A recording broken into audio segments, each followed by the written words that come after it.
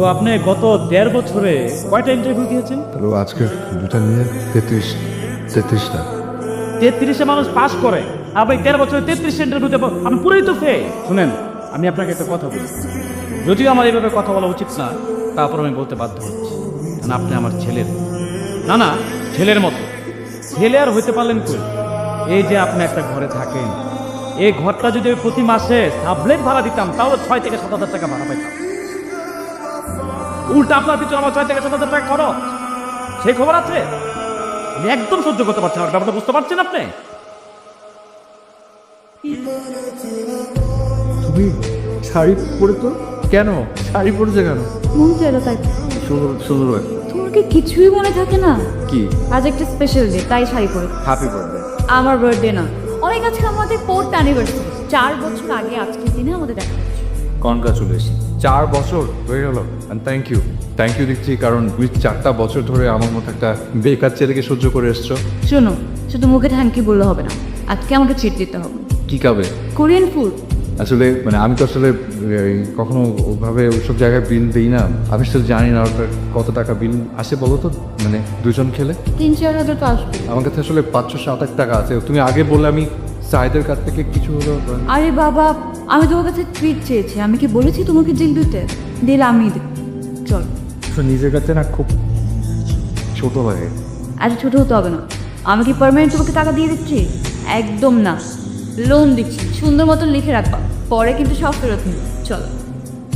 কি করে? তুমি তো আমার অনেক ফ্রেন্ড দেখিয়েছিলাম, মানে আমার আরেকটা ফ্রেন্ড আছে, ও আসলে খুব ভালো ছেলে। আমি ভাবছিলাম তোমার তো অনেক ফ্রেন্ডস আছে, তুমি যদি কোনো একটা জায়গায় ওকে রেফার করতে পারতা, তাহলে কিন্তু ওর লাইফটা সেট হয়ে যেত।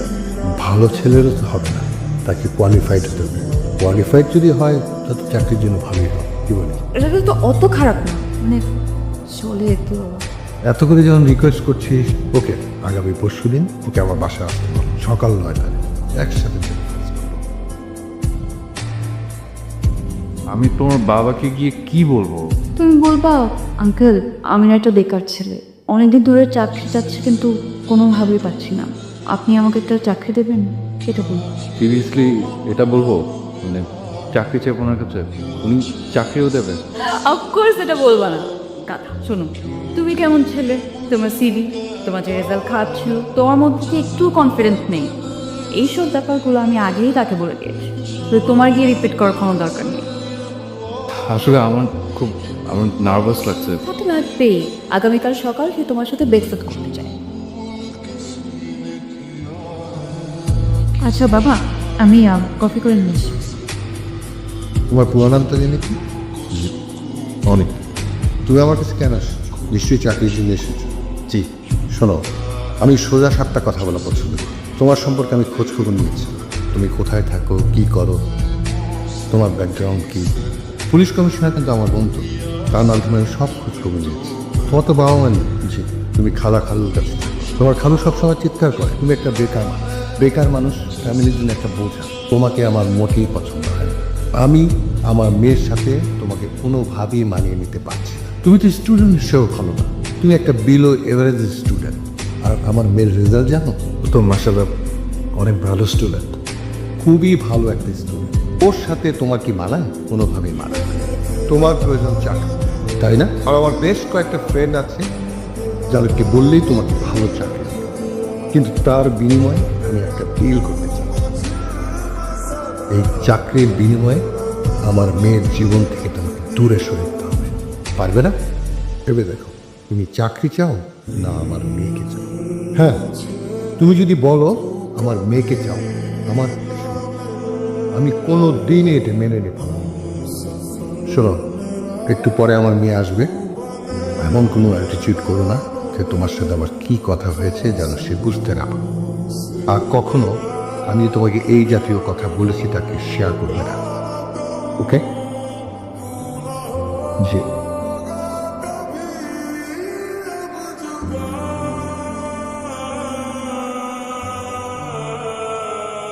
হ্যালো, অনেক তোমাকে আমি ফোন দিয়ে যাচ্ছি, তুমি কি করতেছো বলো তো? ফোন ধরতেছো না কেন? তোমাকে এমার্জেন্সি ছাড়া কি আমি কখনো কল দেই? কি সমস্যা তোমার? কথা বুঝছো না কেন? আমি তোমাকে জিজ্ঞাসা করতেছি, আমি তোমাকে ফোন দিচ্ছি, তুমি ফোন পিক করতেছো না কেন? কি সমস্যা? কোনো সমস্যা নেই তো। কোনো সমস্যা না, এটা তো কোনো সমস্যা হতে পারে না। তোমার সমস্যাটা কি সেটা তুমি আমাকে ক্লিয়ারলি বলো। কোথায় কি করতেছো তুমি আমাকে বলো তো? বাথরুমে ছিলাম তো নিজের ফোনটা ধরতে পারি। আপনি এখনো ওয়াশরুমে? বাহ, ভেরি গুড। তার মানে আপনি বাসা থেকে এখনো বেরই হন নাই, আর আমি এখানে গাধার মতো দাঁড়িয়ে আছি। ও মানে কি? তুমি কি ব্যাপারটা বুঝতেছো? আমি তোমার সাথে দেখা করার জন্য এখানে রাস্তাতে দাঁড়িয়ে আছি। কেন করতেছে আমার সাথে? শোন, প্রবলেমটা কি অনেক বলো তো। এখন আমি কি করবো? চলে যাবো? কি? কি বলতে চাও তুমি? বলছো আমি এখন এখান থেকে চলে যাই? ফাইন, আমি চলে গেলাম। আর কখনো যদি তুমি আমাকে কল দিছো,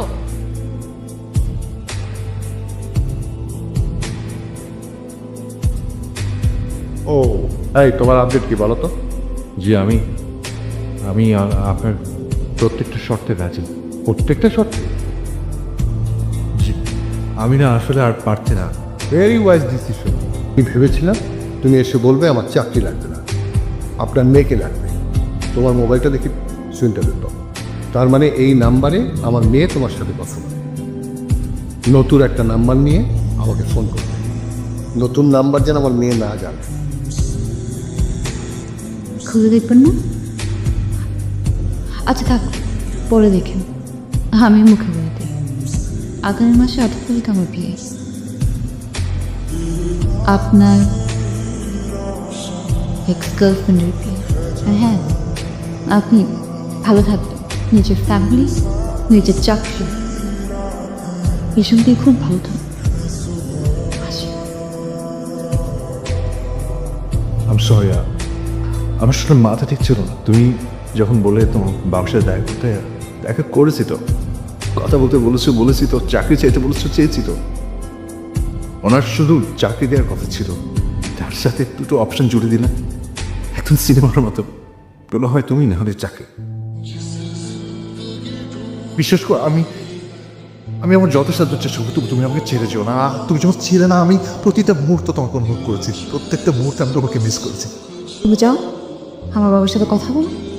তাকে যদি তুমি কনভিন্স করতে পারো, তার পারমিশন নিতে পারো, তাহলে আজকে আমি তোমার সাথে এই বাসাতে।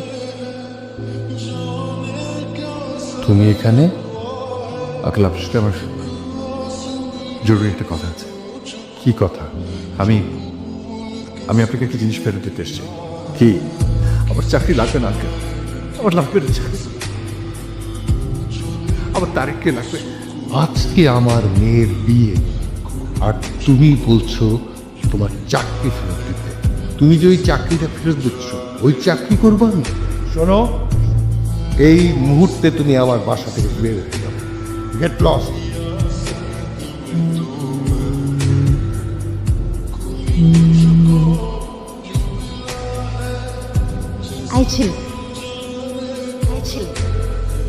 এদিকে। আমি জানতাম তুমি পারবে না পাপাকে কনভিন্স করতে, এই জন্য সব ব্যবস্থা আমার নিজের করতে হচ্ছে। কিন্তু এখন তো আমি আবার বেকার, আমার সাথে থাকতে কিন্তু তোমার অনেক কষ্ট হবে। পৃথিবীর কোন জায়গায় লেখা আছে বলো যে একটা জামাই তার বউকে চালাবে? উল্টোটা তো হতে পারে। আমি তো অপোজিটটা করার জন্য রাজি ছিল, কিন্তু তুমি আমার উপর ট্রাস্ট রাখো।